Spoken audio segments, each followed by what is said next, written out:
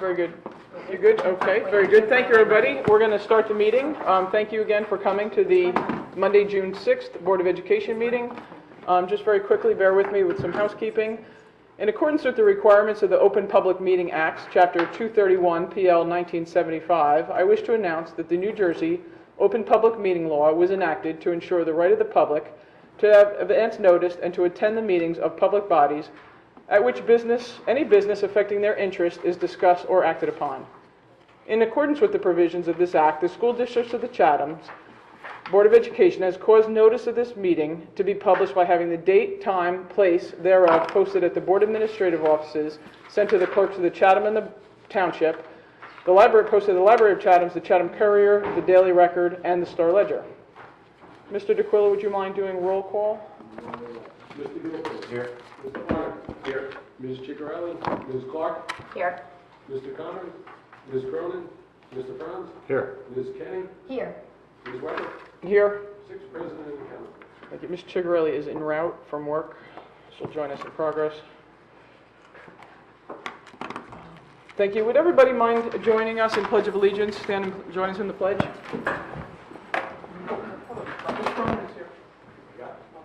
I pledge allegiance to the flag of the United States of America and to the republic for which it stands, one nation, under God, indivisible, with liberty and justice for all. Thank you, everybody. We have a packed agenda, so I'm going to skip my board president comments until later in the program, and we're going to move directly to Dr. LaSousa's report, Superintendent Dr. LaSousa's report. Thank you, Ms. Weber.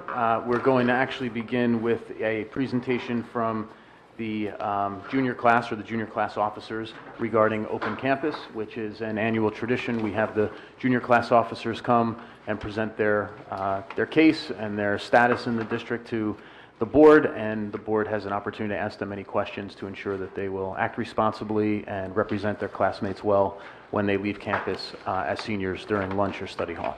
So with that, I'll ask Mr. Grower, Mr. Ronda, and the esteemed students to come to the microphone.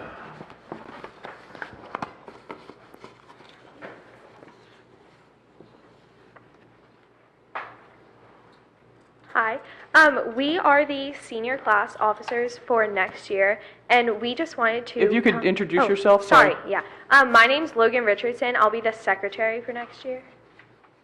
I'm Avery Padell, and I'll be the vice president next year. Excellent. I'm Matt Pieknik, and I'll be the treasurer for next year. My name is Oliver Jones. I'll be the president. Very good, thank you. Thank you. So we just wanted to come before you guys to ask for the privilege of Open Campus for next year so that we could experience what we've seen the past 3 years of seniors, and we hope to be able to show to you that we also deserve this privilege. So we have 4 major points that we wanted to focus on.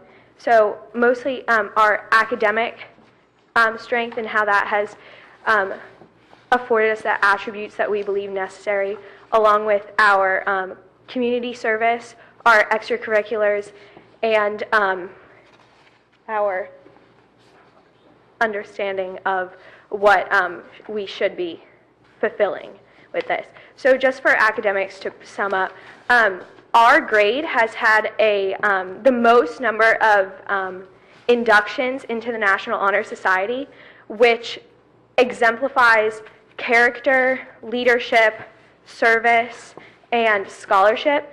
And as a grade, we have strived to put forth this to set an example for our fellow peers and to try to fulfill this. And we think that with our National Honor Society inductions, we have shown this through our academics.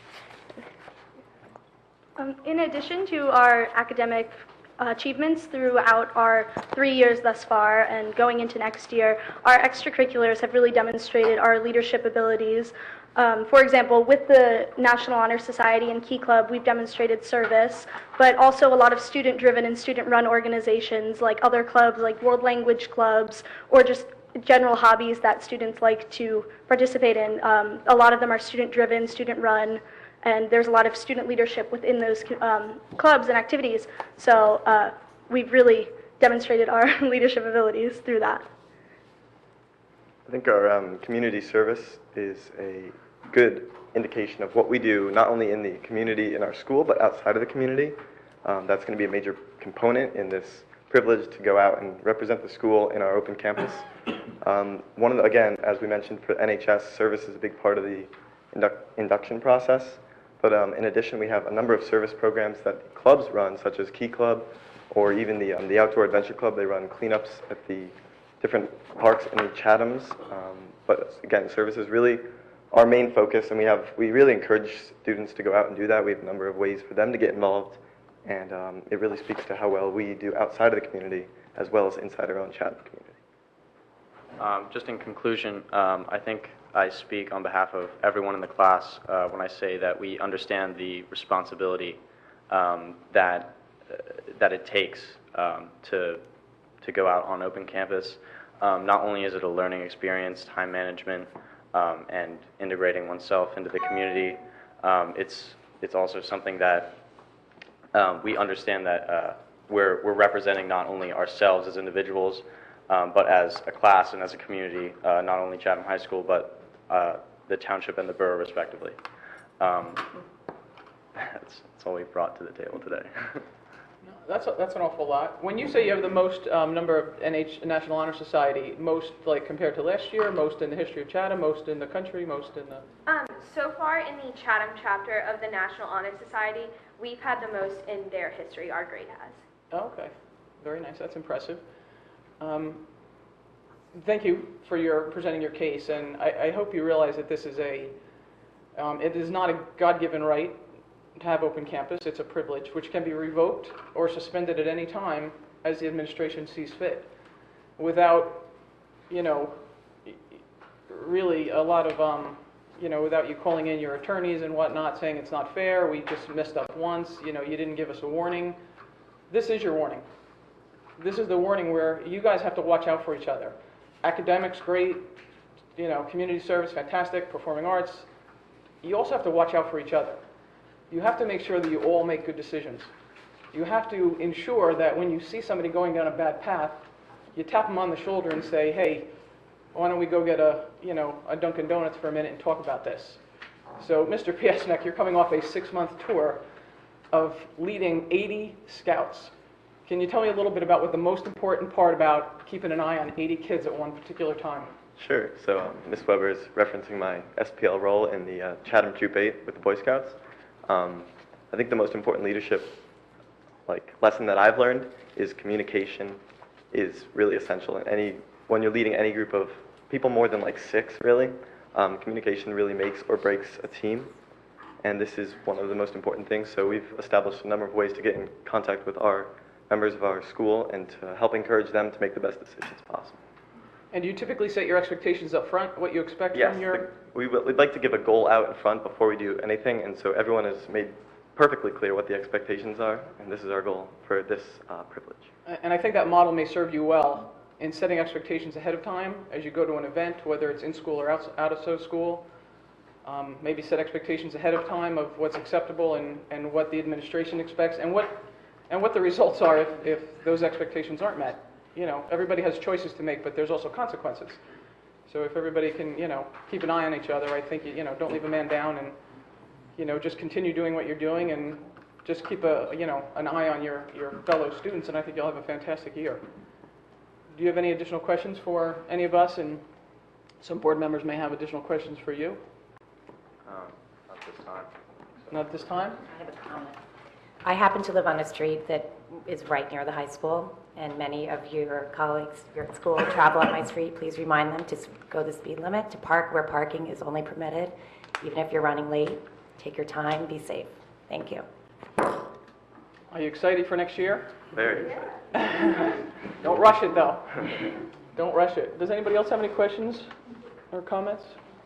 Well, thank you. This was a fantastic presentation. I appreciate you coming in and speaking to us. Mr. Groh, did you have anything you'd like to add? I would just like to add that this really has been a fantastic group since they entered 3 years ago as freshmen. Administratively, we have zero reservations regarding providing them this privilege. They've earned it. They've done a super job. They also are a very tight-knit group. We administratively have a great relationship with them and with the class as a whole.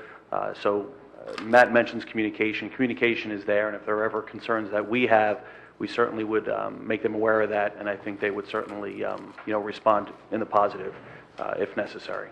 So we have no reservation of allowing them that privilege as we move forward. Okay, fantastic. Thank you. Well, given that recommendation, we'll see how the rest of the year goes. And then I believe typically over the summer we pass that resolution. Is that correct? Or at the first board meeting of the... I think we usually don't pass a formal resolution. We just let you hear them out, and if there's a problem, then of course we would not move Then forward. I'm certainly in favor of it. With Mr. Grove's recommendation. All those in favor? Aye. Opposed? It seems you're With the good to go. stipulation that my lawn needs mowing. Well done, guys. Thank you very much. Thank you so much. Thank you. Have a great night. Have a great end of the year. Thank you. A safe, happy end of the year. Congratulations, Mr. Piasnik, on your tour.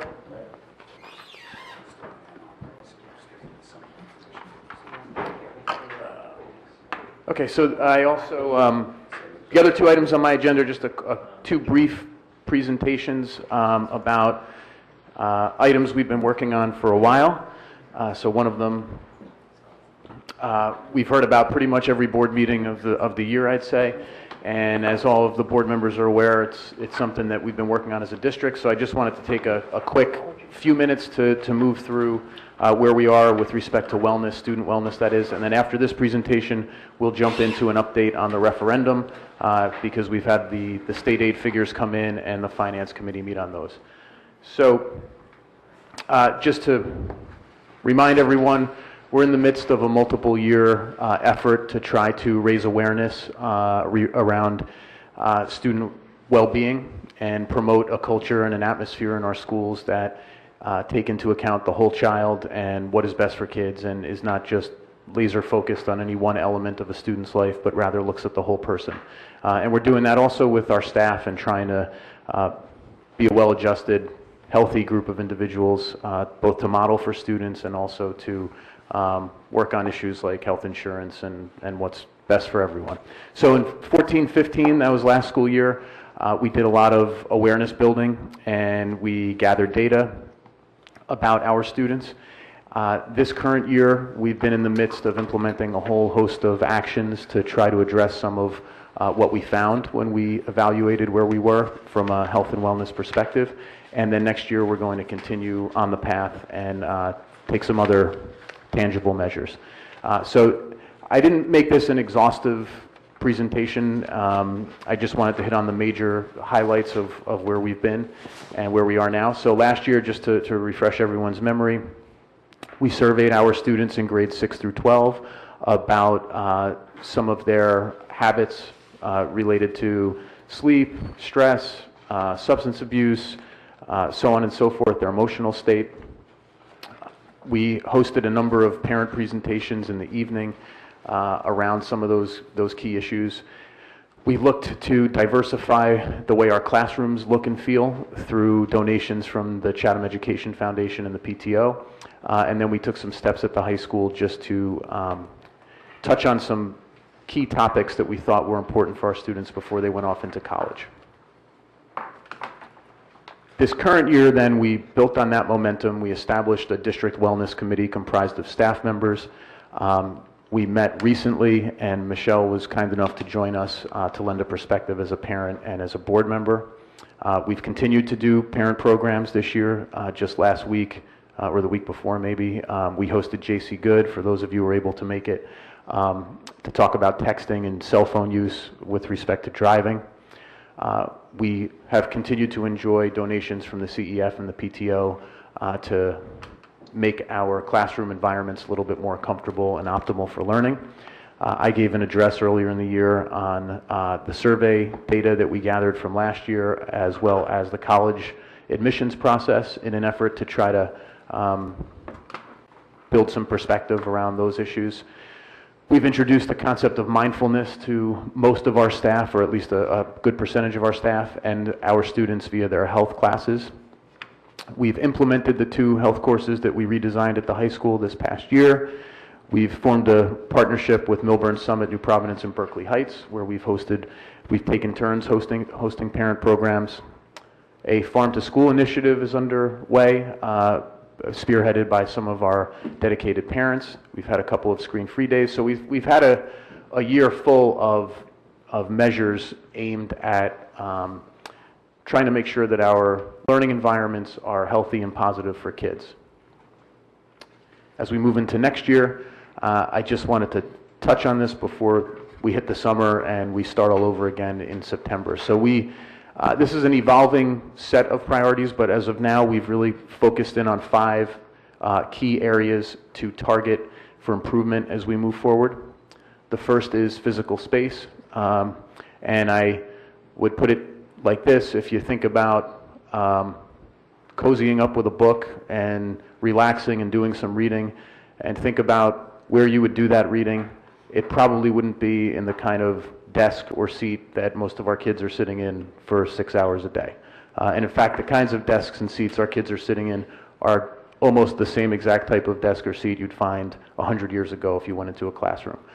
So all of the research and evidence now shows that movement is important, not just for physical well-being, but for concentration, for long-term memory.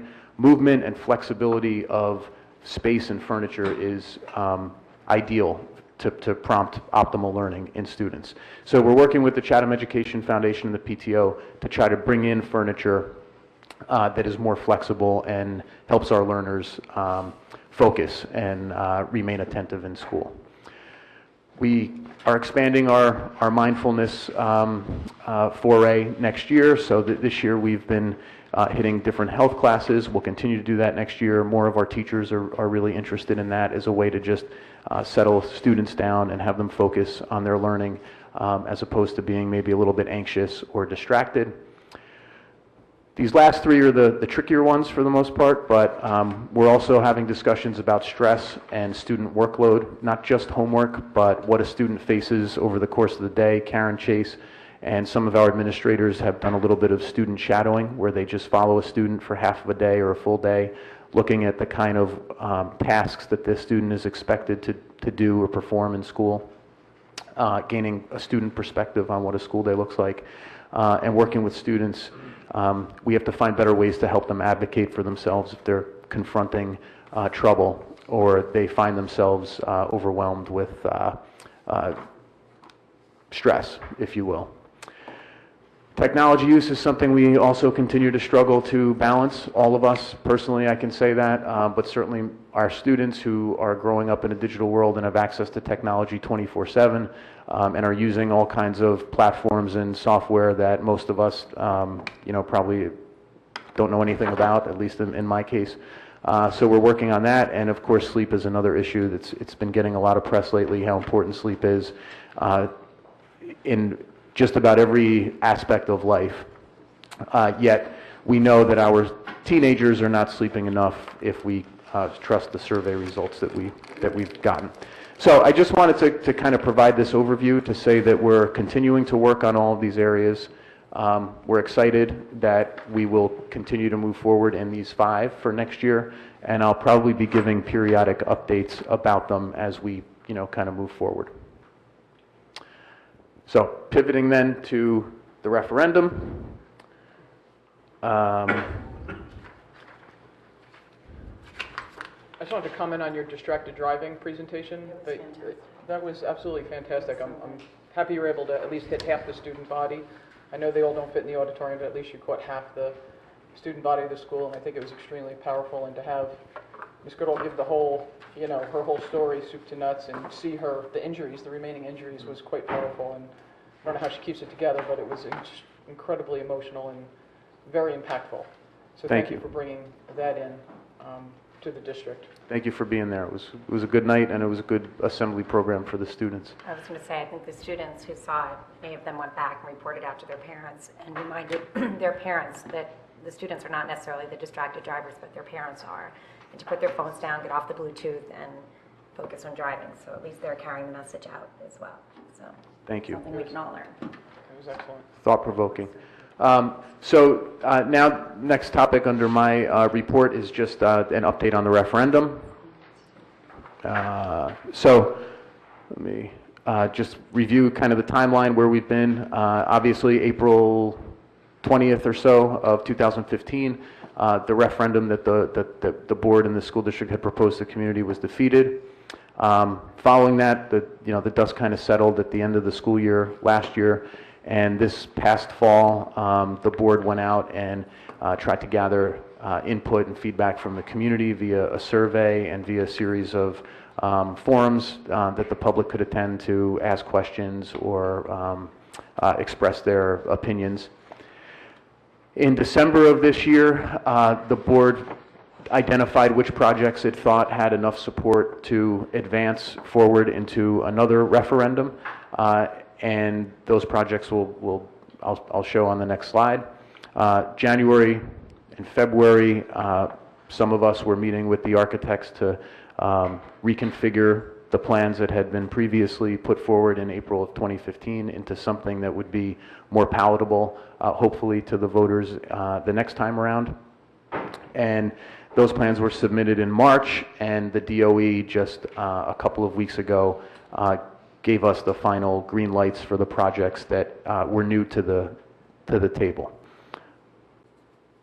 So the 6 projects then that have been identified by the board, this is nothing new, this is what we sent to the state, was the renovation of the auditorium at Chatham High School / Lafayette Avenue School, the renovation of the auditorium at Chatham Middle School, construction of 3 classroom spaces that would be used for science, technology, engineering labs at Chatham Middle School, renovation and upgrades to Cougar Field, primarily replacing the bleachers as the big ticket item there, construction of 4 classrooms at Milton Avenue School, and then the replacement of portions of the roof at the high school, the middle school, and Lafayette. So the projects now have been submitted, and this is really the key update of the night. It's that middle column that says the state debt service. So that would be the portion of the projects funded or offset, if you will, by the state of New Jersey. And if you look, most of the projects qualify for some form of debt service. So the estimated costs to the district and to the taxpayers in the community are in that final column for each project.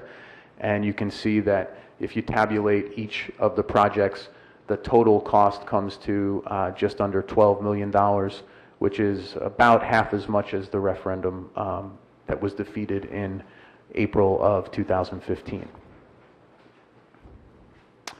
As the board has discussed and agreed to this point, all 6 of those projects would be voted upon separately, so they would not be contingent upon one another, and voters may vote yes or no on every question, no on every question, or yes on every question, or yes or no on every combination thereof. If the projects were approved by the voters, we have here the total. If all 6 projects were approved and that $11.98 million figure were approved in totality by the voters, this would be the tax impact for a house assessed at $100,000, per $100,000 of assessment, so a house assessed at either $700,000 or the municipal average in each of the municipalities.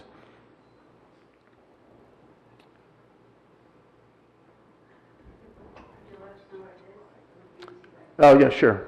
And this will be posted to the website so you can see. So for a $700,000 home in the borough, the impact would be $121.66 a year.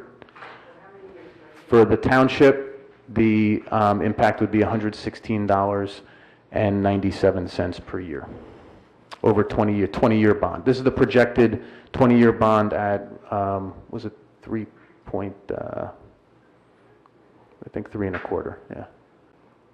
So monthly impact would be about $10 for a $700,000 house. And the vote would take place on September 27th at the middle school and at the high school. and we will begin to provide updates to our website regarding each project of the referendum.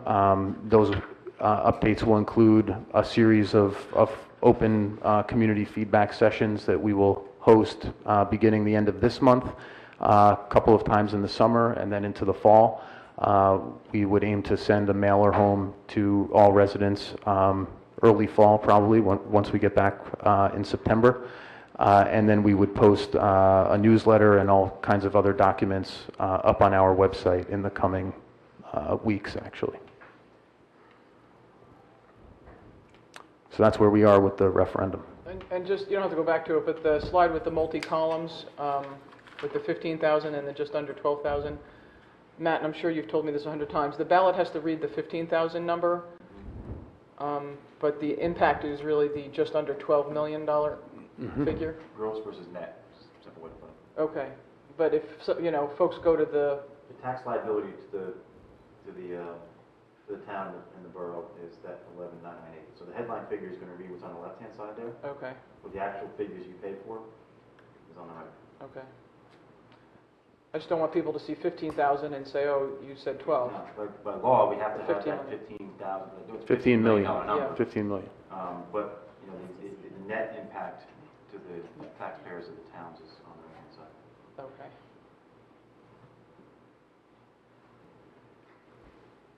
Does anybody have any additional questions? I mean, we've been looking at this for 18 months now. Does anybody have any additional questions or comments? I just have a, Dr. Lassus, is it possible to get, in addition to having materials on the website, to have hard copies of materials available at the library, at the borough and Yes. township halls so that people have access to them? Thank you.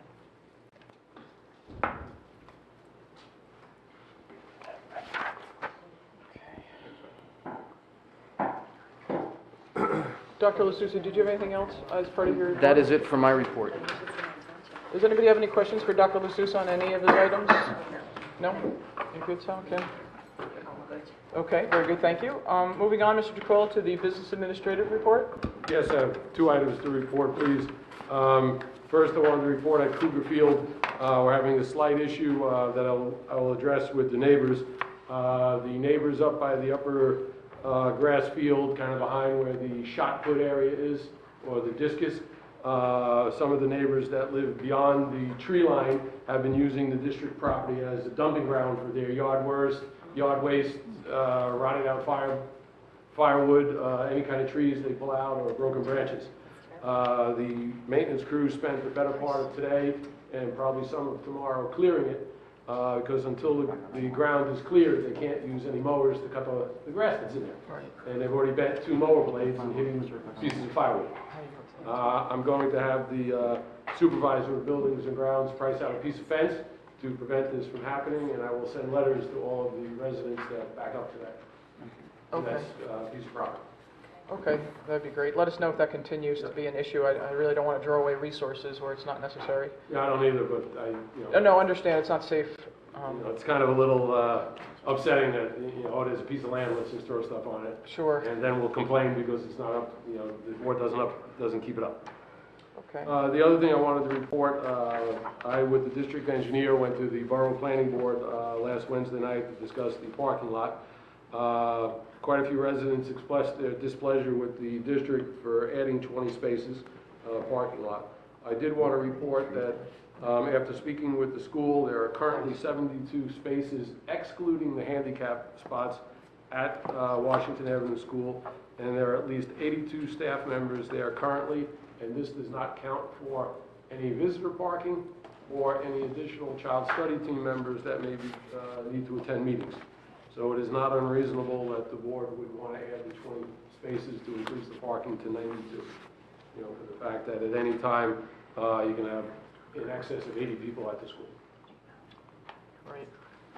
That's all. And the figure on that still remains 110? Yes, as through the joint agreement with the borough, where the borough will do the installation of the adjusting the driveway due to the vacation of the property and installing the parking lot and the adequate drainage.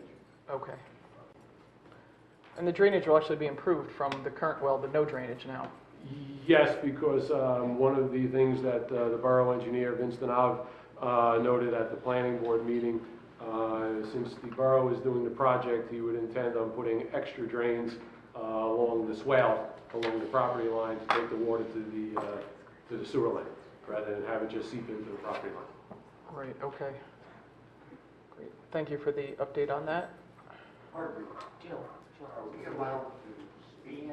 Oh, yes, for sure. There's actually, as soon as we get through a couple other pieces, there's 2 opportunities for public commentary. So if you just bear with us for maybe 5 more minutes, we'll then get to the public commentary session. Absolutely. Thank you. I should have said that up front, what the agenda was. Ms. Cronin?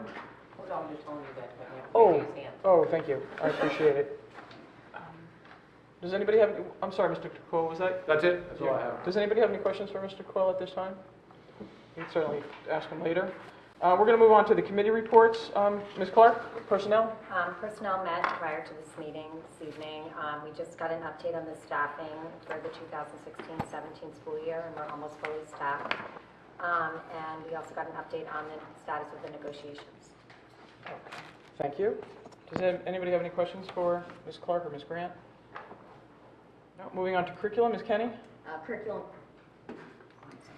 Curriculum has not met since our last meeting. I believe we meet next Wednesday. Wednesday, yes, that's correct. Thank you. Finance and facilities, Mr. Gilfillan? Yes, Finance met on May 17th. Number one topic was the referendum, of which Dr. Sousa just went through. The one thing that Mike didn't mention was the fact that we discussed the preliminary referendum newsletter, similar to what we did last time, and the timetable for getting that out to the public. We once again discussed Stanley Church. There's been people on the board have been asked about whether or not we could utilize that facility in any way to add infrastructure to the district. After discussion has been determined this is not feasible for the district, we discussed a Washington Avenue PTO donation for playground equipment as well as a mural. I did not see that on today's agenda, so I'm guessing that's coming down the road, or? They just wanted to know if we were comfortable with them beginning to plan a fundraising campaign around that. We discussed a PTO donation at Southern Boulevard for the walking track, which you'll see on your regular agenda. We discussed an issue at the high school in terms of cafeteria accounts and biometric screening. We're in the process of changing to a biometric screening.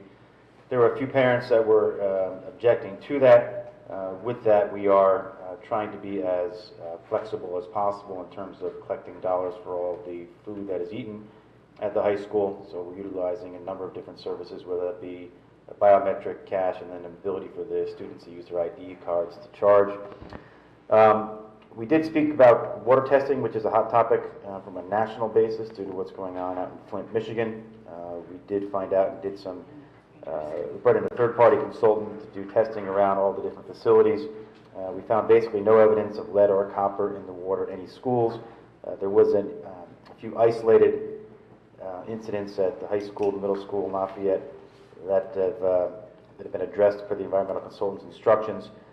These locations, again, are going to be relatively turned off and then retested. Once again, nothing to cause any alarm. And last but not least, we again spoke about the negotiations with the teachers union.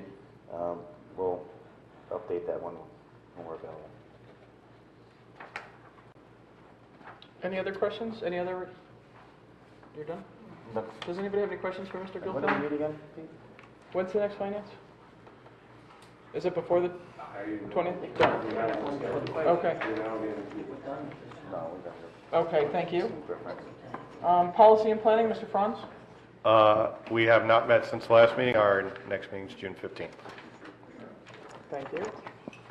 Moving on to liaison reports, Mr. Connors is unavailable. Actually, moving on to the township, Ms. Clark?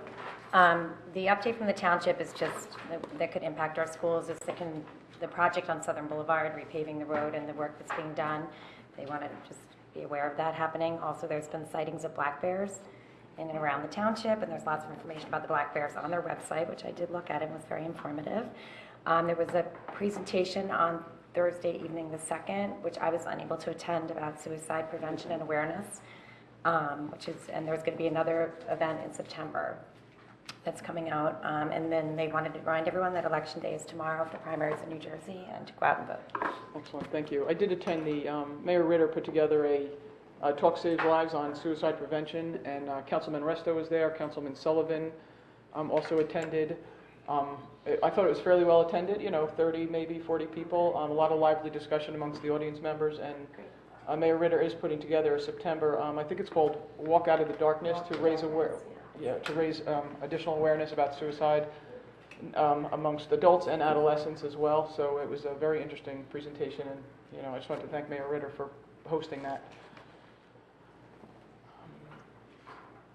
Any other questions for Ms. Clark? No, thank you. Athletic boosters, Mr. Connors is not here. The boosters have not met since our last meeting, but they do meet tomorrow night. Tomorrow night may be their last meeting. They meet at 7 o'clock at the high school. Music and theater, that would be me. So on May 3rd, the students held a director showcase, which was put together by Chatham High School theater teacher Laura Russo. And the showcase gives the students an opportunity to put together a play from soup to nuts. It's in college, it's called a one-act. But they're allowed to, they do the marketing, they do the production, they do the staging, they do the choreography, they do the auditions, the casting. So they're in charge of the entire production. So it was a great success. They put shows on May 3rd and May 4th. The annual instrumental demonstrations for rising fourth grades was held on Wednesday, May 11th. At each of our 3 elementary schools, Elefante Music came in and they provided some terrific musicians to showcase some of the instruments that will be available to the children in the fall. The Chatham High School Jazz Band and Select Choir performed at the Southern Boulevard Blue Ribbon Ceremony on May 18th.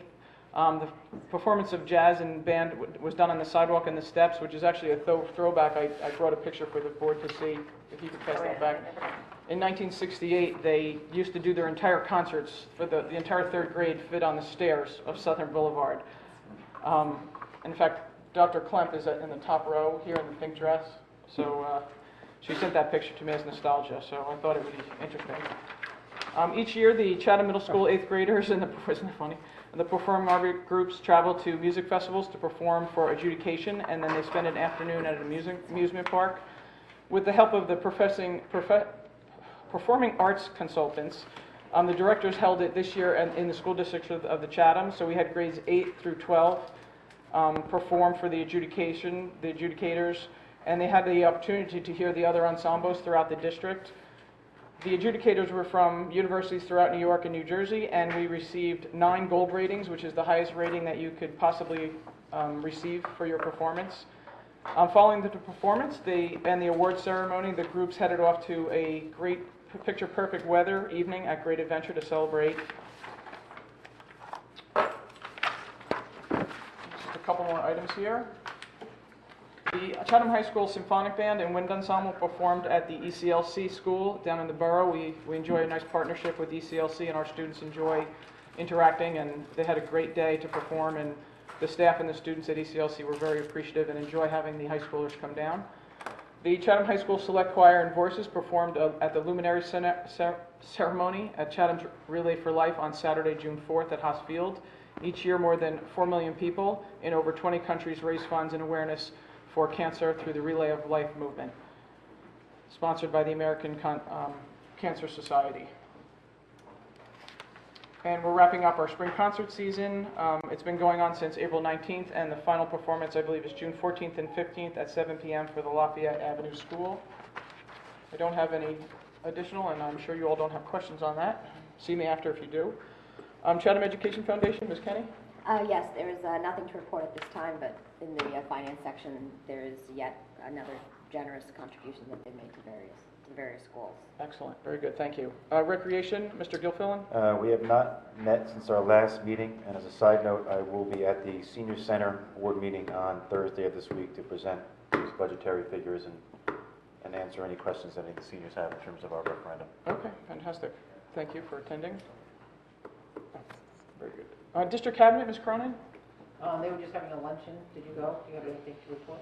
I didn't go for lunch. Okay. Very good, thank you. So that concludes our liaison reports, and just one quick item before our public commentary. I make a motion to approve the minutes of the May 2nd public session. Peter, who is not present May 2nd? Mr. Gilfield and Mr. Prince. Okay, very good. I second. Ms. Kenny seconded that motion. All those in favor? Aye. Abstentions? 2 abstentions? That's it. I'm sorry. 5-0. Thank you very much. Okay, so we have a packed agenda. We're going to now move into our public commentary session. If you could stand up at the microphone and just very quickly, the public commentary session is set aside so that you can express your opinions or concerns, or it's not an opportunity for a back and forth or a long, lengthy discussion, but it's your opportunity to express your opinion on a particular item. If you can keep it, reasonably brief, just so we can make sure that we get everybody in for the evening.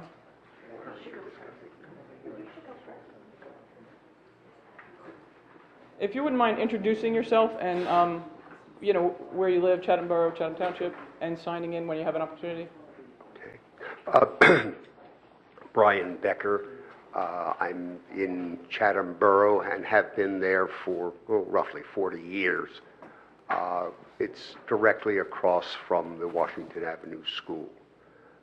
We've had a very long and unfortunate history with regard to the school, contrary to what you may have been told. Let me go through a few points that concern us. It was suggested that during the period of 11 to 2, that this was the overlapping periods in which teachers leave, the other staff members come in, and there's a tremendous need for parking. I found, and I'm happy to turn them over, that there was between 18 and 20 open spaces. That what's happening is that unfortunately it's not taking a space as needed, but gee, I want my space over here. Secondly of all, this is a very compact urban area, much more so than the rest of the township. You're talking about half acre of macadam being added to our environment. You're talking about an area which is prone to flooding, which has had a large history of such flooding, in which, very frankly, the school has not done a great job about, nor has the borough. It is an area in which water has to flow downhill, and it's that simple. Thirdly, the aesthetics of the area will be affected by another half acre of macadam. It can only add to the drainage problems that currently exist in the area. For what reason? There is no substantiated study by the school of the need for 20 parking spaces. I repeatedly asked for it, and there is nothing but, gee, we think that. Well, maybe. No one has done any kind of a study as to, is there a real need for parking? We are happy along Washington Avenue to have people park. If this is going to save us from the aesthetics of another half acre of macadam done by the school, who is, in quotes, concerned about the total community and not just their limited concern about teachers.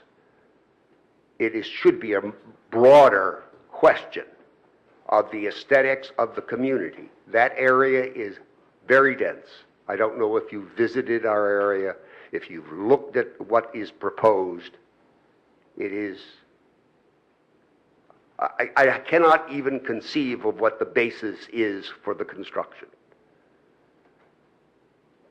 Further, over the long history of this area, there have been many promises made and many promises broken. I'm not sure that any of you have a long enough history to know them. Apparently, one of these promises is going to be refilled shortly as part of this construction, which was the illegal construction of 2 additional parking places with stone thrown down.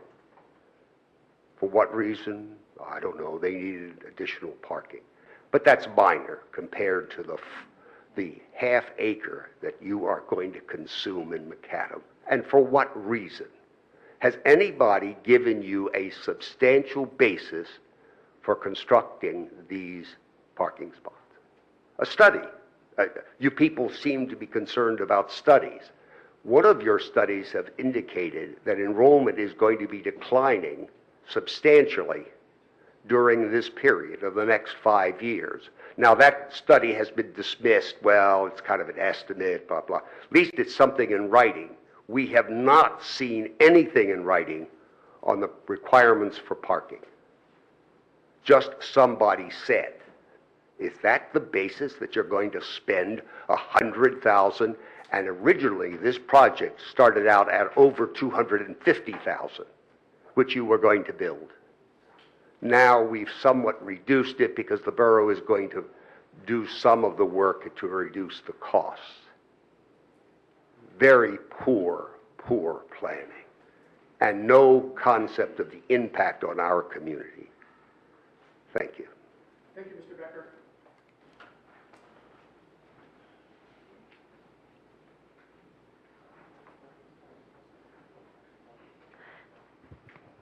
Jane Devlin, Chatham Township. I'd like to encourage the administration to urge its teachers to give the children a well-earned break over the summer so they can relax, play, replenish, pursue passions, creativity, and nature, and learn from those rather than assigning more structured programs or upcoming school year assignments or required books in an effort to get ahead in September or prevent summer slide.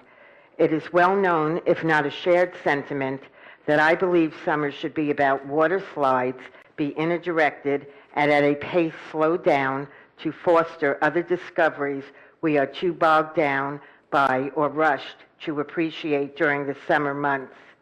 Yale researchers Singer and Singer interviewed eminent achievers in fields of literature, science, and inventions, and the common thread among them was they were able to pay close attention to the creative processes which occurred during free play, free time, and harnessed them for innovation. I hope the summer program the district is rolling out isn't more school, just renamed camp. Individual parents who want to push or perhaps arguably over-push their children have that right, and there is a plethora of tutoring centers open year-round, even holidays, to capitalize on that service. But what tone or message does the district want to send out is something different.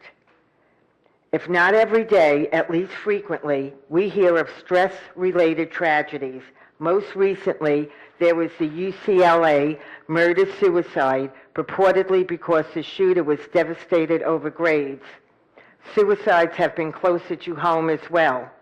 Drugs, alcoholism, emotional illness leading to death and suicide are on the rise and are now labeled diseases of despair. I urge the district to continue and to expand its wellness initiative in 2016-17, and that some uniformity of protocols and procedures be looked at to address student stresses, not just having assemblies or guest speakers. Again, I have to question why teachers felt it so essential to give homework on Memorial Day break. Generally, the answer given is it's high school and papers are due, etc. But the homework was given in the undergrades during that period. However, speaking of guest presenters, there is a bestseller book by Frank Bruni, Where You Go Is Not Who You'll Be, an antidote to college admissions mania. I didn't do any vetting, but perhaps the book has merit, and the author is local, White Plains, New York, so the potential is there for him to travel to us, perhaps as a guest speaker. Milburn and Morristown districts just had some big-ticket presentations on stress and wellness. I hope Chatham can sponsor something that fits our community in the next school year. Before I close with wishing everyone happy summer And thank you for giving me and others an open forum to express views. Let me switch gears a moment to comment on a letter to the editor. I think it was either May 24th or 26th in Tappan to Chatham. While I do not want to specifically comment on the budget vote date, I do want to weigh in by saying I have attended near every Board of Ed meeting for 2 years, and also some prior. Different opinions by anyone addressing issues in an open forum is fine, as long as the exchange is civil. That's democracy. In fact, I do not always agree with every proposal or decision of the board and administration. However, I do feel and will attest that the board and administration acts out of sincerity, honestly, are transparent, and put deliberation in their decisions. I see no personal, self-serving agenda, but rather a collective and genuine interest in the welfare of the school district, its students, and educators. Even the hint of suggestion that the board or administrations governs by ulterior motives or has some cloaked, even suspect reason for what they do, to me, seems not only false, but insulting as well as instigating. Thank you. Thank you, Ms. Devlin.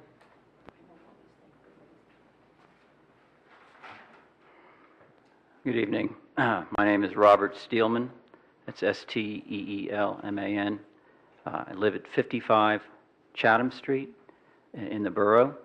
And 55 Chatham Street shares a border with Washington Avenue School. And we were given notice on the May 24th to attend the planning board meeting. Went to review the plans that was at the borough office. The plans were dated May 25th. And then we went to the meeting on the June 1st. I attended the meeting and participated in the meeting. The issues were site plan deficiencies, and I, along with the neighbors, feel like the impact of this project doesn't measure up to the benefits, at least as we understand them. Now, the planning board, of course, was only charged with a recommendation, either to recommend or not recommend. There were 2 votes against the recommendation, 1 abstention, and the ones that voted to go forward with the recommendation had a number of conditions. And I would hope that you would make yourselves aware of those conditions because they're important. Specifically, we're talking about drainage is one of the issues and the impacts would be the other. This is a green space, and specifically the green space is about 150 feet if you go down Washington Avenue into 180 feet down the lot line that runs to the field. The field is elevated.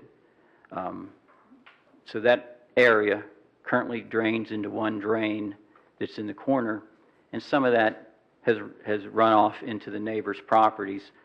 One is our property, our neighbor to the east, and our neighbor to the west. We've all put in supplemental drainage systems to accommodate this overflow. So obviously we're concerned with this. And unfortunately, the site plan spent very little time addressing the drainage issue. As a matter of fact, the site plan, and don't have to take my word for it, you can talk to the city engineer, the site plan removes drainage, doesn't add it. It does something in terms of something called a rain garden, but there's no normal calculations in terms of how the runoff is actually being handled in this new configuration. And you know, without that, there's no way of knowing. And it was interesting that what happened in the meeting was that the engineer really didn't have good information when asked. She had not walked the lot. She was not aware of the drainage or the off-site conditions, which is interesting. But then, as this meeting went on, the comment was made, well, since the city's doing this work, they're going to solve this problem. But if you think about that, that's very interesting, because if you took a plan to get a permit and you said, well, my contractor is going to solve the problem, you don't have to worry about the details, that wouldn't go forward. So this is not really fair to the neighbors to have that sort of situation where the plan isn't worked out. We don't know how the problems are going to be solved, and it's like, well, they'll solve it somehow. So, you know, that's a great concern for us. I mean, you got to remember that elevation change is 14 feet from Washington down to where the drain is, and then it goes up another 5 feet to the field. Well, all that collects, and when you drop the parking lot where you're proposing to drop the parking lot, you're going to force a lot of that drainage from the Washington, Oliver Street, it's going to be forced back out to the property line. And there is no accommodation being made in the plans to handle this. And I understand, you know, we'll get to that. But, you know, you've got a start date here in July, as I understand it. So, you know, there's not a lot of time to solve this problem, certainly to our understanding, and we would have liked to have that understanding in the meeting. The second thing is, once you get past the site conditions, is that you know, you got to look at the impacts of this. These properties are shallow.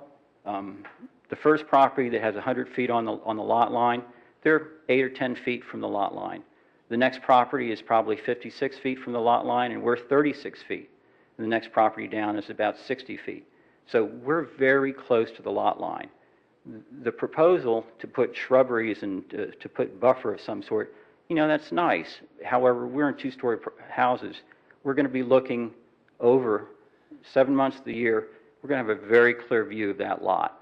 And it's not going to be lighted at this point, but then the comment was, well, not now, that's not the plan. But if it ever is, I mean, we're actually going to be looking at lights because they're going to be up 20 feet, which will be eye level to where we are in our second floors. So our privacy in our homes are really going to be challenged here. And, you know, there's really no other way to look at that. These are severe. A loss of privacy is a loss of value. So, you know, the applicant testified that the primary use was staff and professionals. Well, this is going to be a very popular parking lot because it's very convenient to the recreational field. There'll be no need to go to the lot on Watchung because this lot's going to be so close. This will be heavily used. It'll be used by the church. It'll be used by anybody who's running over to use the field. So this lot's going to be enormously popular. Well, again, the primary purpose is for staff and professionals, but actually what's going to happen is the impact's going to be outside of school hours. This is, again, going to be an issue. It would have been nice at the planning board meeting when we had an attorney that took testimony to have the evidence that there was a worked out need for these spaces. You know, that didn't happen. You know, no one was there to testify that there was a need. So, you know, we're hearing today that there's a 10 shortage of parking spaces, but I live there. I mean, my neighbors live there as well. You know, we're very aware of circulation. We're very aware of the usage of the property. We're very aware of the parking. And, you know, it doesn't feel like there's a shortage that can't be accommodated in a way that has far less impact. Again, you're replacing a green space, you know, with a parking lot. In a town that's compact, built out, we have a lot of paved surface already, and you have streets that are really can accommodate some additional parking, and there can be solutions worked out on Orchard, on Lincoln, and on Oliver. I really believe, and again, I'm a commercial real estate broker. I deal with site plans and parking issues all the time. I will be happy to volunteer my services to help you come up with a parking plan for the school. And I promise you it would accommodate the school's interest, the neighbor's interest, and the town's interest. Because, you know, we are talking about 10 spaces and there's a large number, a spectrum of tactics that can be used that would accommodate this requirement and probably satisfy everybody's interest. So I think there's a solution out there that doesn't require tearing up green space. And again, the green space isn't that large. The parking arrangement would dominate that green space, and it can be unnecessary. So I would say it's important enough, certainly for us, but it's important enough, I think, for you not to have to spend the money, maybe to look a little more progressively at not paving up a green space. That is there another way of doing this and accommodating the interest of all parties? Thank you very much. Thank you, Mr. Stillman. Did you have an opportunity to sign in? I called. Thank you.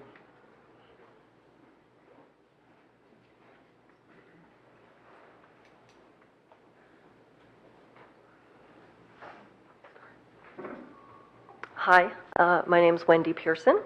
I live at 15 Oliver Street in Chatham Borough. First of all, Dr. LaSousse, I want to say I really appreciate and I'm impressed by the revisions to the referendum. I think it's great. That tells me you really listened to what the community had to say. Thank you for that. I am here also to encourage the board to gather more information about the need for the extra parking at Washington Avenue. My family's been on Oliver for generations, and we've watched Washington Avenue School grow. The community grows. That's understandable. That happens. There's been debate in the past about other additions to that school and to the green space there. When we talk about the kids needing, more downtime, less stress, more connection to the environment, it concerns me to hear about more space being paved over. It's a really beautiful area for children to be walking to and from school past that nice open green space. They've already lost space there I know kids used to sled down that hill on the side of the building, and now there's a fence there and there's a storage unit, and it just seems like space keeps getting lost. I hear there are 82 staff members and 72 spaces. My understanding, and I don't know for sure, but that's why I'm encouraging this be looked into more, is that there's a large number of part-time staff there, revolving staff. I've heard there have been suggestions of maybe some kind of a permit for parking on Washington Avenue or Oliver, the surrounding streets. And to me, that seems like a nice option for part-time staff. I understand it's hard to rotate part-time people in the same spaces to match up schedules. So I'm just encouraging that this be looked into a little bit more before jumping to it, see if there are other solutions, even if it's less spaces utilized. And I'll sign it. Thank you. Thank you, Ms. Turson. Hello, my name is Lauren Leonard DeVito. I'm here to talk about the parking lot. I live next to Robert and Kathy. They've been my neighbors for the last 7 years. I've been fortunate enough to meet some amazing residents in the community through us working together to keep some green spaces. So I just want to ask the district a couple of questions. Are we not here to teach our children how to get along with others and their peers? So how come the school district has consistently does not include the local residents of Washington Avenue School and the entire community of Chatham on their intentions of removing green space for a parking lot? I was out in front of the school on Thursday and Friday. I was talking to parents. I was talking to kids.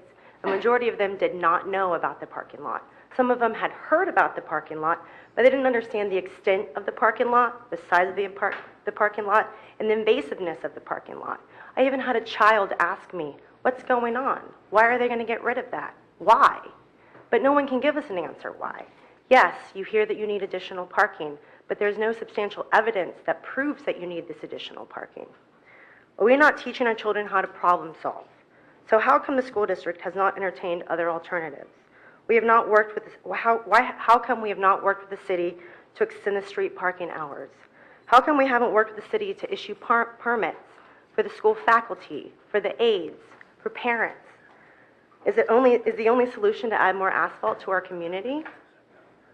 Why are we not teaching children about sustainability and saving the planet? All we're going to do is take away this beautiful green space that I get the luxury of watching children and families play in during the school hours and even on the weekends. Why are we just going to give them a blacktop to play on now? The district just presented on overall wellness for teachers and students. I myself, I'm a personal trainer and I'm a registered dietitian. I work very closely with a lot of the students of the community, getting them healthier, teaching them how to eat better. And one of my most favorite things to do is to take them outside in my backyard. I have pictures to show you what's going to happen to my backyard when you put this parking lot in.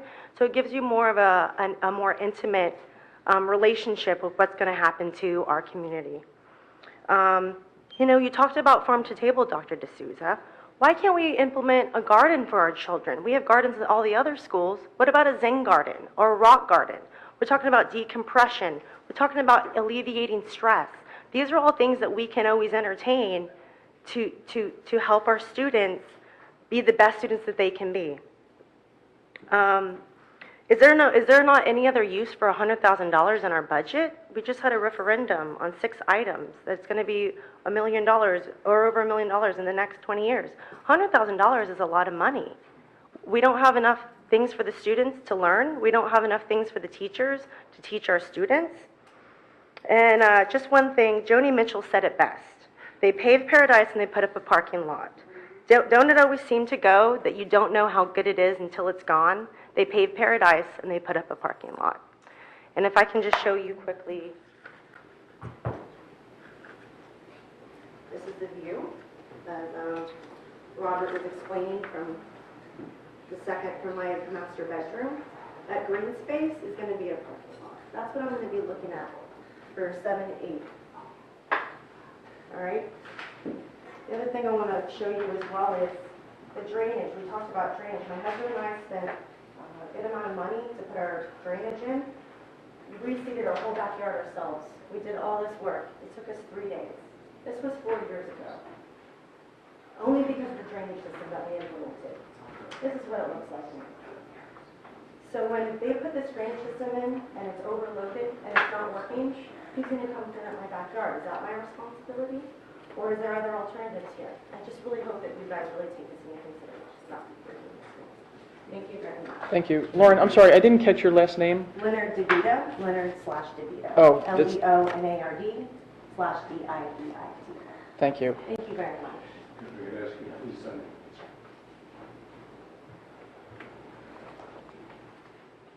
Good evening. My name is Janet Langborg. I live at 82 Washington Avenue. I really don't want to belabor the points that my neighbors have already made.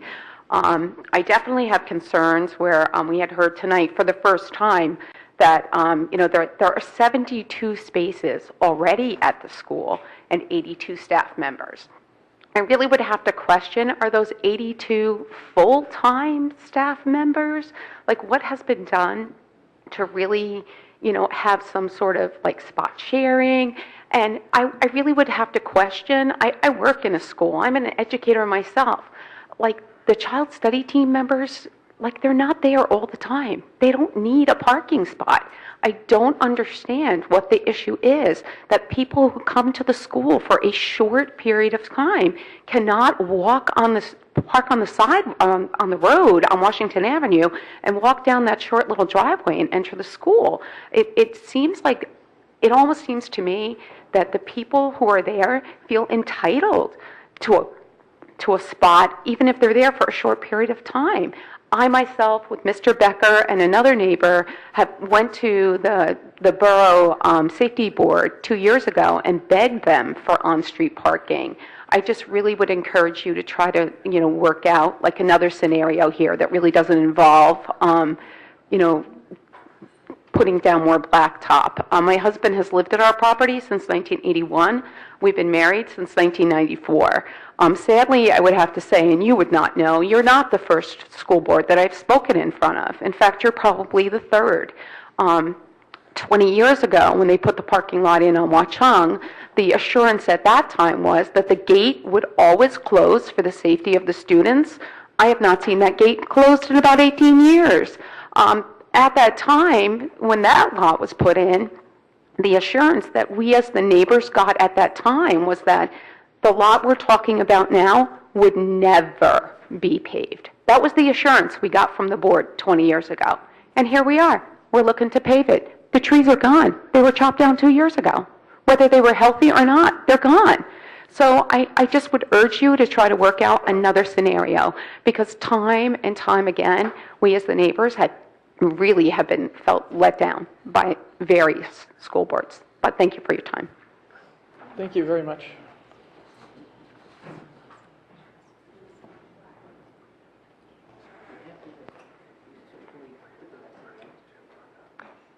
Hi, my name is Andrea Scara. I live on the Washington Avenue School entrance side of Orchard Road.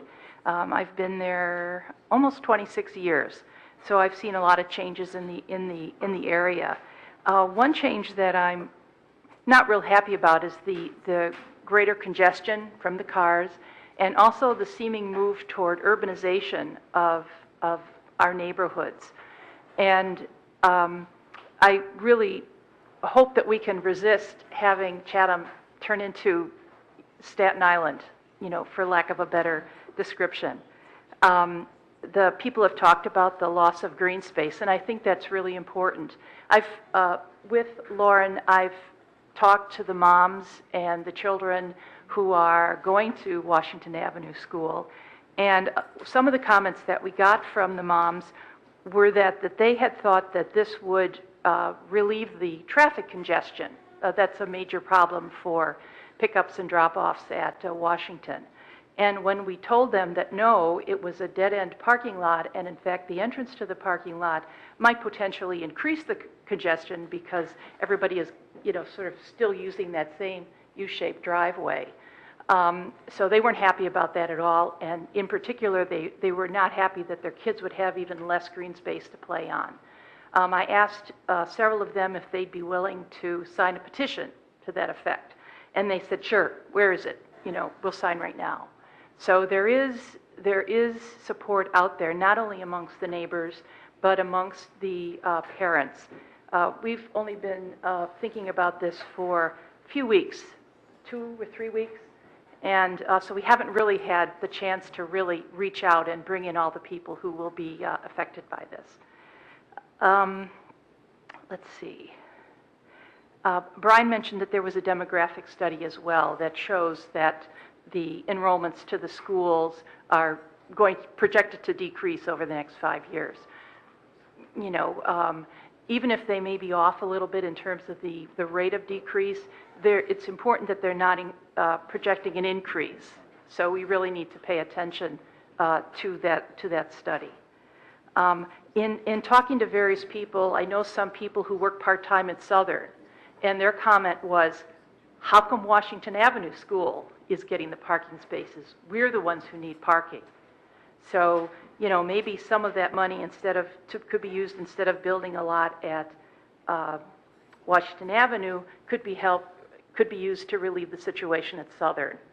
Let's see. I too would like to see some other options examined. And together with Brian, I've also participated in doing counts of empty spaces at various times during the day, typically 9:30, 10 o'clock, 12, 12:30, and 2 o'clock, 2:30. And consistently over the past 3 weeks, there have never been any fewer than 10 empty spaces. And when I check Washington, thinking maybe it's a timing issue, I happen to be looking in the parking lot when, things are in flux. There's never anybody on Washington Avenue. So as one of the neighbors who came to one of the meetings at the Borough Hall said, where are these 20 cars? They have to be parking somewhere. If you need the spaces, where are the cars? We don't see the cars. And finally, the last point is there was some talk about the rain garden and that there would be standing water in the rain garden. This is just a design issue. It doesn't go to the feasibility or the need for the parking lot. But that's one thing that needs to be considered, along with the drainage, is that we don't have any standing water, now with the Zika virus. Okay, I think that's it. Thank you so much for listening. Thank you.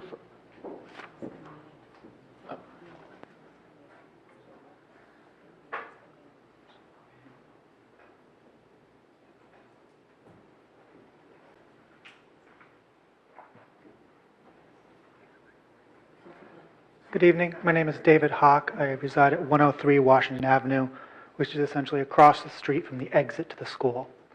I don't want to take too much time right now, but I do want to say a couple of things. I really would urge the board to take the recommendation of the planning board to sit down and talk with the community about what can be done. There are a lot of concerns people have expressed, and there are a lot of things that can be done to put something in place here that will do more than just put 20 parking spaces and pave over some green space. There should be a plan and a focus on trying to make whatever is done here, since something is going to have to be done, because right now the entrance isn't going to work next year, because the town is going to have to cede that property. So something has to be done. But you really should sit down and figure out what it is that should be done. There's a real problem with the pickup and drop off at the school. I understand tonight, I wasn't here at the time, that someone said that there are 82 staff members. When I'm a parent, I have 2 kids. I'll have 2 kids next year. I have 1 kid now. But when I got the pickup and drop off information at the beginning of the school year, there were 72 staff members. I find that to be a little concerning, that there's a difference of 10 staff members from the beginning of the year to the end of the year, and that there's now 10 more when there's a desire to have a parking lot. What really should happen if you're going to put in a parking lot is you really need to address the pickup and drop-off situation, so that if you're going to be putting in this extra space, the parents can use it. The kids can get into and out of school a lot easier. It will make everybody's life a lot simpler if the parents can pick up and drop off their kids and there's not just a small space there. And when you're putting in a project like this, you really should be trying to make sure that you're doing everything you can for the whole community. Thank you. Thank you, Mr. Hawk. Oh, thank you for signing in, I forgot. Mr. Heap, I think you're up. You're very patient.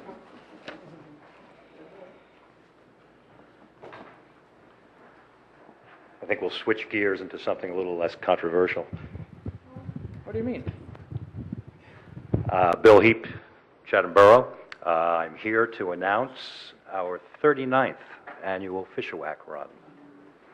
Ladies and gentlemen of the board, members of the audience, and you in TV land, this is the 39th annual race shirt. This is a must-have item for the fashionable Chathamite. I'm sure that many of you will want to feature this in a very snappy and smart summer ensemble. Is that only available to runners? This is an exclusive. To It's runners? not available in stores. The only way you can get it is to sign up for the race. All right. We have the race this coming Saturday, June 11th. The 1-mile family fun run is at 9 o'clock, and the more serious 4-mile is at 9:30. You can sign up online until, I think, Wednesday evening, and then we will take a day of registration at the train station. We would like to thank our sponsors, Smythe Volvo, Brian Hart at Caldwell Banker, and Pat Sullivan at Private Advisor Group. These are local merchants. They're very, very generous people. So if you need to buy a house, or you need to buy a car, or you need financial advice, please give them a try. And Dr. Lasusa, we know you are an avid runner. We would like to invite you to come out to the race. Did you say avid or addicted? I'm sure that some of your former students would love the opportunity to be able to blow by you. We are trying to rectify that, where these high school and college ringers are a problem for everybody. And we're thinking about making everybody under 21 wear a ball and chain when they enter the race. Part 2 of my announcement is that we are also having our Distinguished Service Award, June 14th, Tuesday, a new venue, the Myersville Inn. And we are honoring the Groberts, Christine and John Grobert, and in fact, Jack Grobert as well. Jack Grobert is going to receive the J.C. Scholarship. The Groberts really put the rest of us to shame when it comes to volunteering. They have done just about everything in town. Christine is an EMT. She's been on the Borough Council. She's on the Historical Society. She was also one of the founding members of the St. Pat's Appalachia trip, which is a very popular summer trip these days. In 1986, she and 4 other teenagers decided to go down and help out after Rollsburg was flooded. And the trip has continued ever since, this year being the 30th year, and there are probably over 150 students and adults who go down over a 5-week period in July. So she started something that has continued, and it's been very big. John is, of course, an EMT, takes care of the facilities, and is also takes care of the audiovisual at the borough, at the council meetings, and Jack is an EMT. So it's important that we honor these people. This is one of the highlights of the Chatham social season. It's a place to see and be seen. So please, the general public is welcome to come, and the chicken fingers and beer are just great. So thank you very much. We appreciate allowing us to make those announcements. Thank you, Mr. Heath. Thank you for your efforts. Is there any additional public commentary at this time? Relax, relax, relax. Jane, is it something...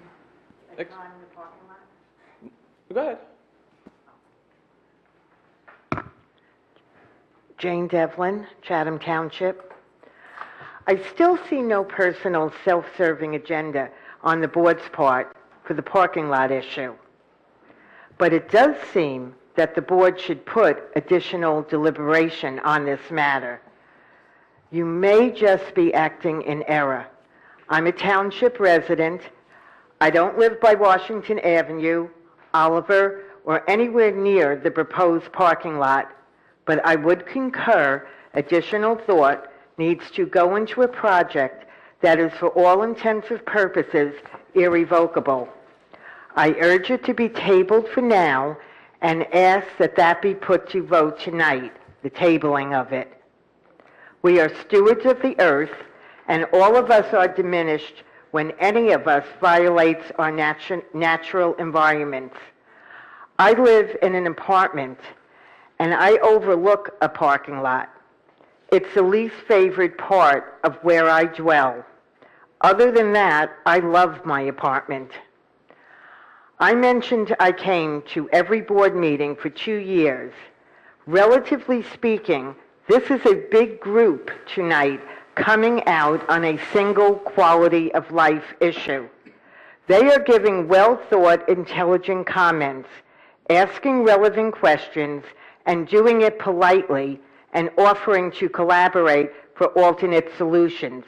So again, I urge this board to acknowledge this, table the parking lot issue for further fact-finding, and don't have a repeat of the referendum communication breakdown between the board and the community, however unintended, last year. Thank you again for listening. Thank you, Ms. Devlin. We're going to move on to the action items. There's a second opportunity for public commentary. If the board would hold their comments about any of the items till after the second commentary, we can wrap it all up at one time. So we're going to move on, starting with personnel. Ms. Clark? I move action items A1 through A15 for public vote.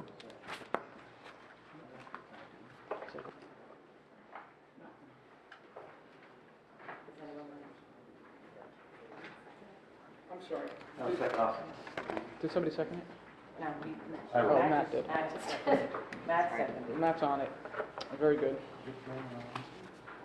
Does anybody have any questions for Dr. LaSousa or Ms. Grant? Ms. Grant mentioned to me the other day she loves questions and she wants us to ask more questions.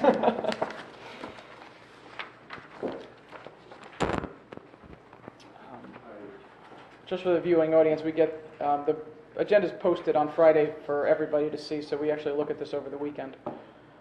Does anybody have any additional questions or comments on any of the personnel? Unfortunately, the report is an error in the numbers. There are actually 16 resolutions. There are 2 There's 2 what? Oh, there's instead of... All right, so I move action items A1 through A16. Second. Not a second. There's 2 15s. There's 2 15s. 2 13s. Oh, 2 2 13s. 13s, sorry. Thank you. I didn't want to... Yeah, I see. Oh, that was hidden on the bottom. Can you adjust that, folks? If you were to... Yeah. Yeah, he'll adjust it. Yeah, I'll adjust it. Okay. Action items 1 through 17. 1 through 17 has adjusted.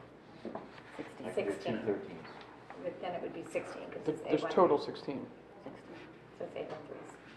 A1 is 16, we need to add another. No, A1 to 16 is correct. Yeah, I Numbers- got The total's this. correct. Numbers I are told very us, similar. I already got this. If you look at the detail, it's up to Yes. 50. Stay in your lane. Smart pants. Yeah. I got this. Study math. Back to the no additional questions. Yeah. Mr. DeQuilla, would you mind? Agenda items A1 correctly read through A16. Mr. Gilfillan. Yes. Mr. Arnott. Yes. Ms. Clark. Yes. Ms. Cronin. Yes. Mr. Franz. Yes. Ms. Kenny. Yes. And Ms. Weber. Yes. Agenda items passed 7-0. Thank you very much. Moving on to finance and facilities, Mr. Gilfillan? Yes, I'd like to move action items B1 through B30 on your regular agenda. I'll second.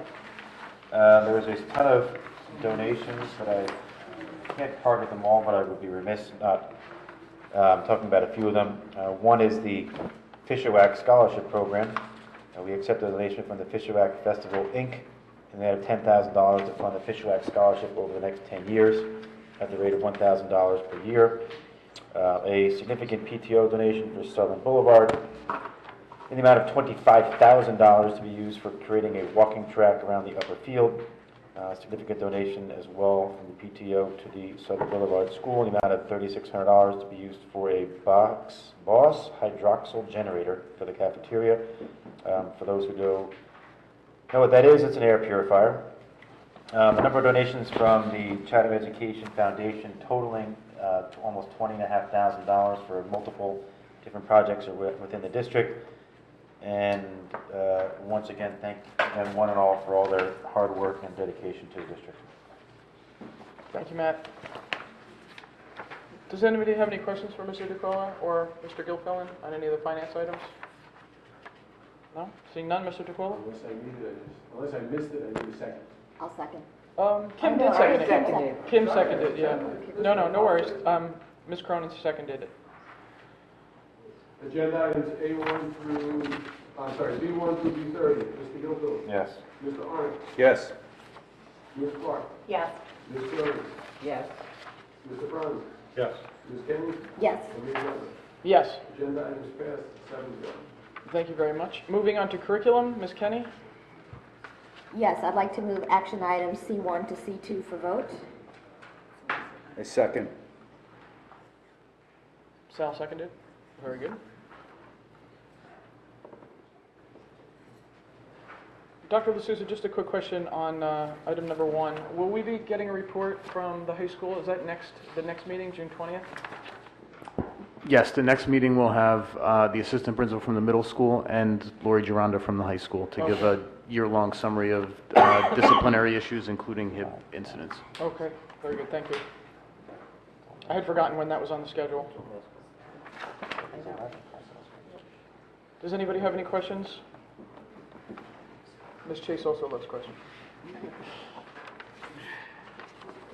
Mr. DeQuilla, would you mind? Agenda items C1 and C2. Mr. Gilfillan. Yes. Mr. Arnott. Yes. Ms. Clark.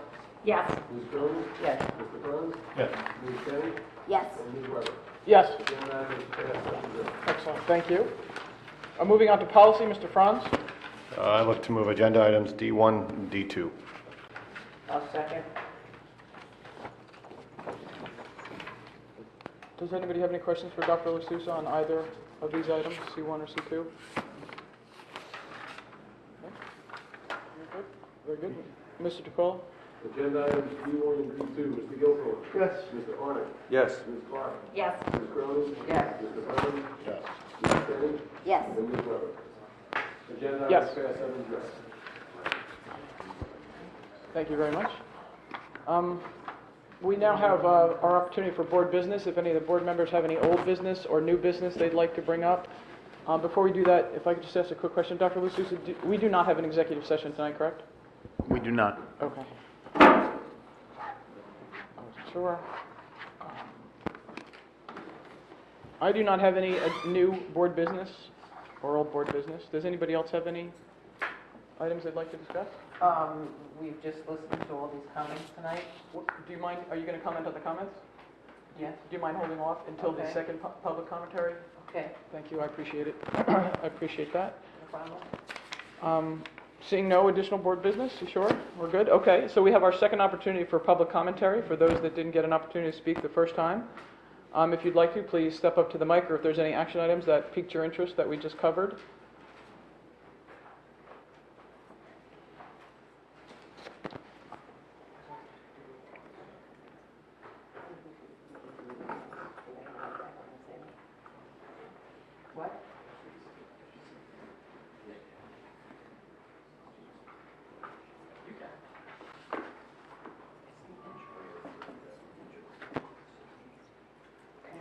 Hi, Libby Hills and Ref, 37 Weston Avenue, Chatham Borough.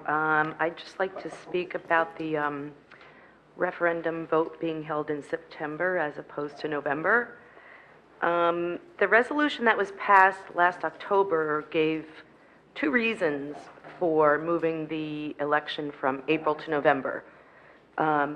Excuse me. One was cost savings of holding a separate election, and then the other one was increased voter participation that would be in November versus April. So I'm not, I guess, quite sure why from September to November of this year, where it's a 2-month difference, why we would hold the referendum vote in September as opposed to November, where we will most likely get a record voter turnout. I believe the resolution read, more citizens will participate in the selection of its members in the general election than on the third Tuesday in April. That the higher level of participation will foster positive interest in our public schools. That's directly from the resolution. The second thing is, in July of last year, it was pointed out to the board through public comment that one of the potential disadvantages of having a November election was that it potentially could be politicized. So from July to October, when the Board of Education made their decision to move the vote, the potential politicization wasn't enough of a factor to keep it in April. So when at last month's Board of Ed meeting, when the board was asked why this September versus this November to hold the election, the reason was because it would be politicized. And I guess I have a hard time understanding that, number one. And then number two, I wonder if the decision really was because a lower voter turnout would be expected in September as opposed to November, therefore getting a certain election result. Thank you.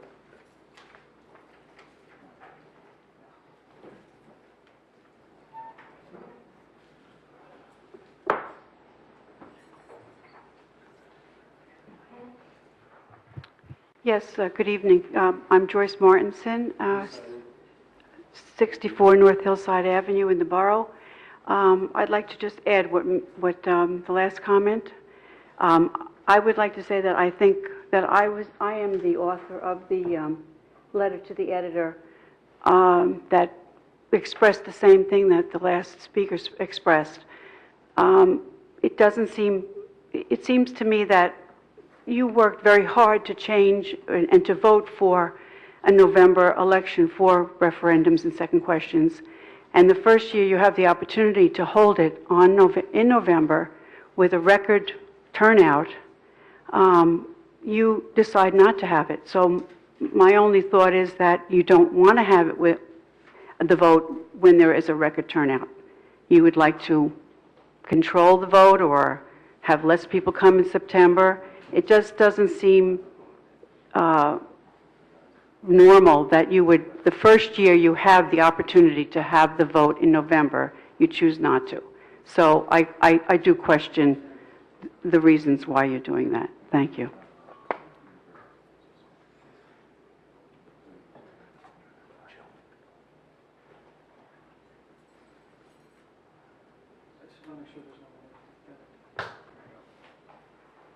Are there any additional public commentary? last opportunity? Because once we close the public commentary, we're going to make our comments and then adjourn for the evening.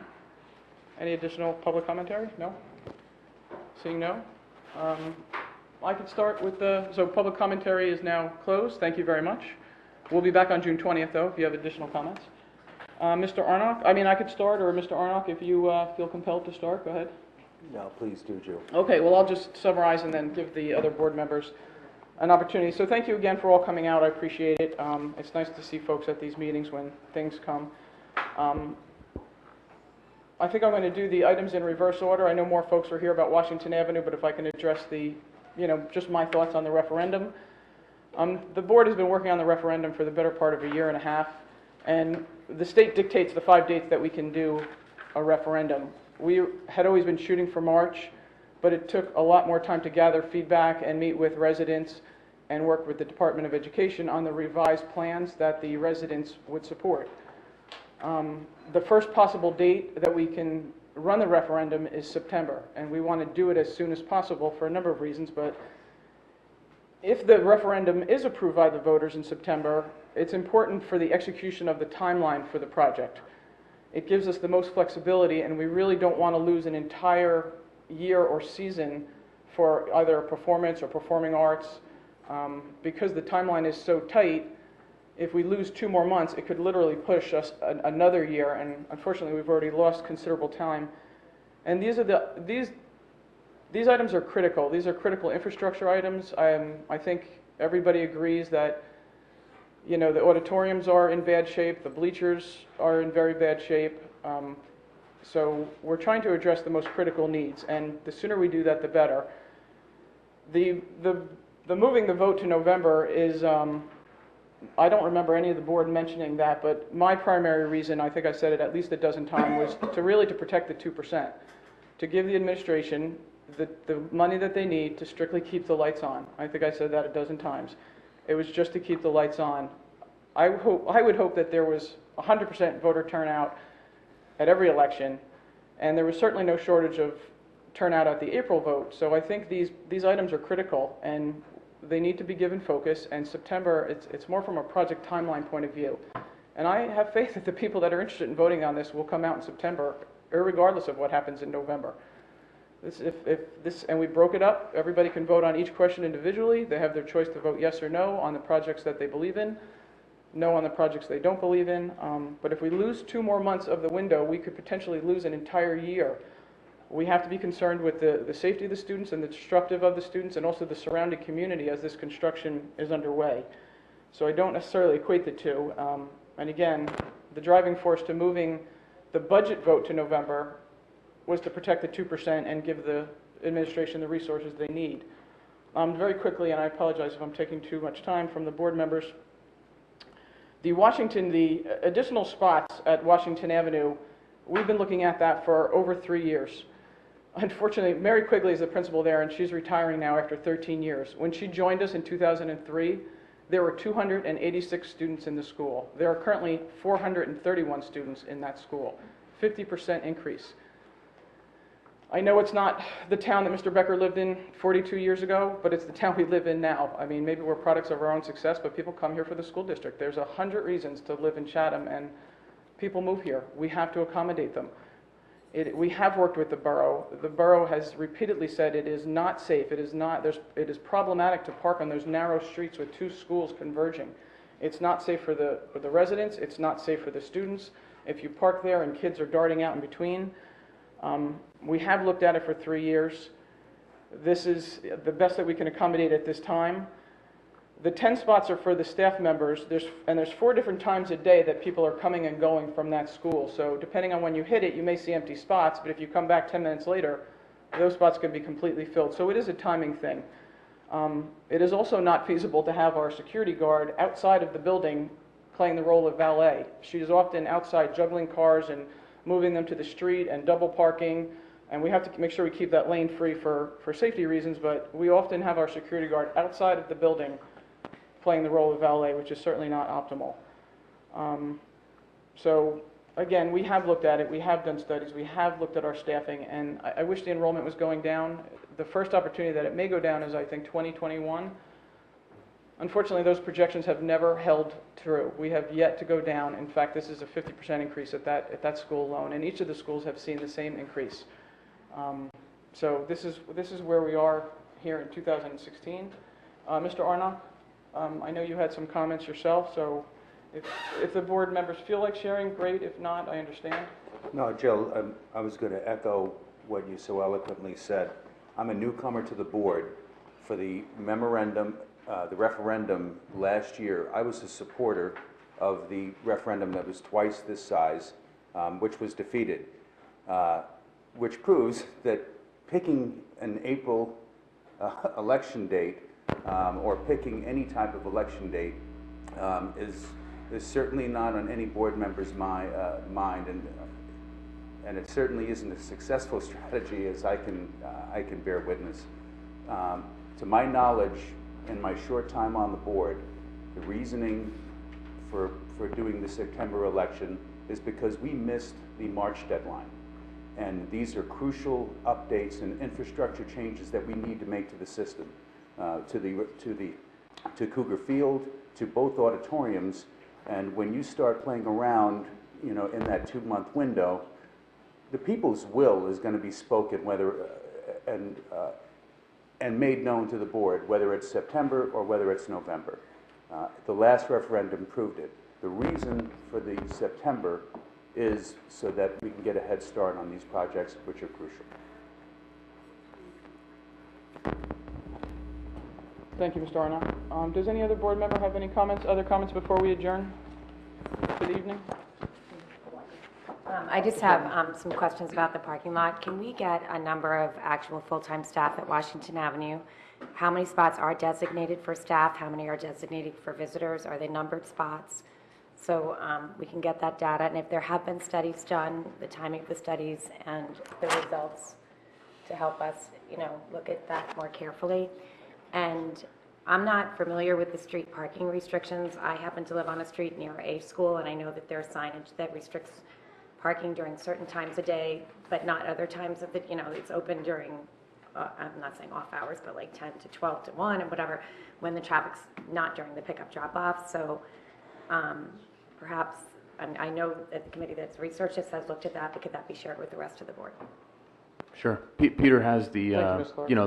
the roster of spots and where all the staff park.